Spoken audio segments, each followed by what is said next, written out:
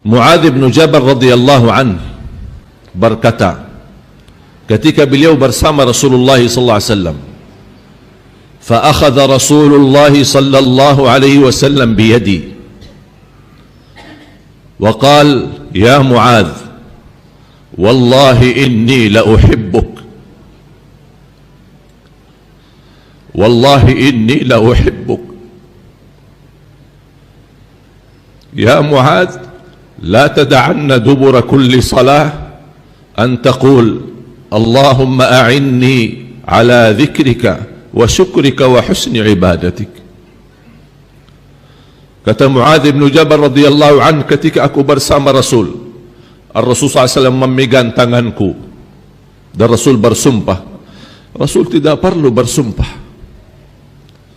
tapi coba kira-kira apa perasaan Muadz bin Jabal radhiyallahu anhu sampai Rasul bersumpah, demi Allah wahai Muadz, aku cinta kepadamu. Gimana kira-kira hatinya Muadz ketika mendengar Rasulullah berkata itu? Wallahi inni la uhibbu. Kapan kita bisa berkesempatan Rasulullah mengucapkan kepada kita, saya mencintai kalian? Allahumma salli ala Sayyidina Muhammad wa ala ali Sayyidina Muhammad. Kita tidak akan mampu membalas jasa Nabi Muhammad sallallahu alaihi wasallam. Jujur saja jamaah sekalian yang dimuliakan Allah subhanahu wa ta'ala, salah satu ikhtiar setiap saya berkesempatan ke Solo, wajib bagi saya mampir ke masjid ini. Buat apa? Tidak ada urusan dunia, tidak ada kepentingan, hanya berkeinginan menjaga silaturahim kepada keluarga Nabi Muhammad. Itu saya lakukan karena Nabi Muhammad. Saya ingin nanti di hari kiamat beliau memanggil saya, inilah hamba yang suka menjaga keluargaku, yang suka silaturahim kepada keluargaku. Itulah hadiah yang kita mampu memberikan kepada Rasulullah, mencintai keluarga Nabi Muhammad sallallahu alaihi wasallam. Wallahi bakal dicintai oleh Nabi Muhammad sallallahu alaihi wasallam. Sampai satu saat insya-Allah kita termasuk orang-orang yang mendapatkan syafaat Nabi Muhammad sallallahu alaihi wasallam di hari kiamat. Pertolongan yang kita tunggu-tunggu. Jangan kita umat Nabi Muhammad, seluruh manusia saat menghadap Allah, saat hisab, menunggu bagaimana segera dihisab oleh Allah, karena mereka merasa sudah capek, sudah begal dan sudah lelah menunggu berdiri dalam keadaan tidak berpakaian 50.000 tahun, dan semua para Nabi dan Rasul, nafsi, nafsi, kami tidak bisa apa-apa.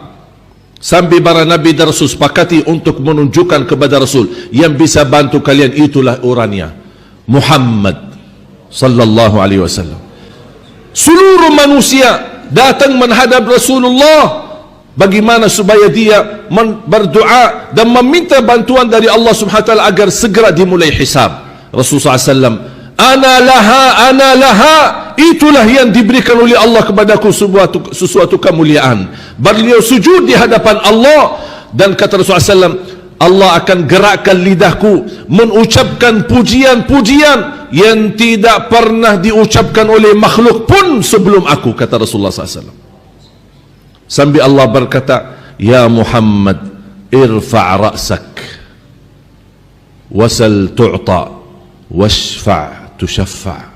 Angkatlah kepalamu, pujianmu itu indah, tidak pernah diucapkan oleh malaikat, tidak pernah diucapkan oleh siapapun, hanya Nabi Muhammad sallallahu alaihi wasallam. Angkatlah kepalamu, apa yang anda minta saya ijabah. Bagilah syafaatmu untuk seluruh manusia, saya kabulkan syafaatmu sallallahu alaihi wasallam. Mudah-mudahan kita meraih syafaat Nabi Muhammad sallallahu alaihi wasallam. Sesuatu anugerah kita di negeri kita Indonesia, masih tersisa cukup banyak keluarga Nabi Muhammad sallallahu alaihi wasallam. Dekatilah mereka, cintailah mereka. Salah satu amalan kebaikan inni atawassalu ila Allah bimahabbati wattaqarrubi ila Allah bimahabbati ahli baiti Rasulullah sallallahu alaihi wasallam. Saya mendekatkan diriku kepada Allah melalui percintaanku kepada keluarga Nabi Muhammad sallallahu alaihi wasallam. Saya tidak tahu kira-kira mana amalan yang bisa membawa saya selamat nanti di akhirat.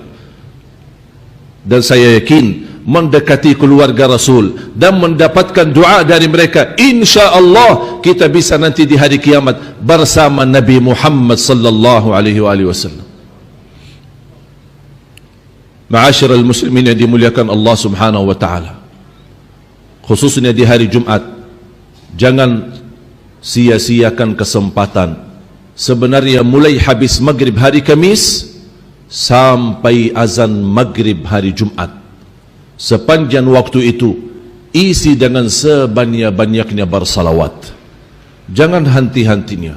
Gerakkan lidahmu setiap waktu, setiap saat, dimanapun kita berada, terus menerus. Cukup kalau saya mengucapkan manfaat daripada salawat, butuh berkali-kali khutbah belum tentu bisa selesai. Tapi saya singkatkan saja apa yang dibersabdakan oleh Rasulullah SAW. Idan taf'al tukfa hammuk wa yuqda dainuk wa yughfaru dhanbuk. Kalau kamu melakukan itu, bersalawat kepadaku sebanyak-banyaknya di hari Jumat, akan Allah angkat segala kesusahanmu, akan Allah lunasi hutangmu, dan Allah ampuni dosa-dosamu. Luar biasa. Man salla alayya wahidah sallallahu alaihi biha 10. Barang siapa yang salat kepadaku satu kali dapat 10 kali rahmat. Bayangkan hanya satu kali dapat 10 kali rahmat. Di saat kita ini di Indonesia yang kita bersama-sama menghadapi tantangan dan ujian, berbagai macam fitnah, kita sangat membutuhkan rahmat Allah. Dan salah satu jaminan kita mendapatkan rahmat Allah, jagalah salawat kepada Nabi Muhammad sallallahu alaihi wasallam. Apalagi ini baru sekali dapat 10 rahmat. Gimana kalau 100 kali? Gimana kalau 1000 kali? Gimana kalau bisa lebih daripada? Berapa banyak rahmat kita meraih dari Allah Subhanahu wa taala.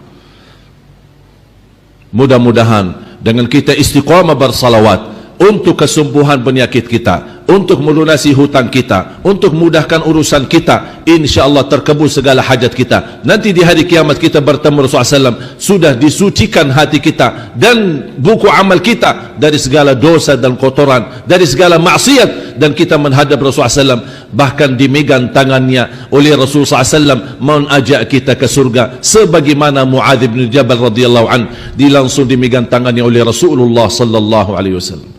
Cukup kita bertemu dan dibagikan minum dari air Kautsar. Barang siapa yang sekali minum dari tangan Nabi Muhammad tidak akan haus selama-lamanya.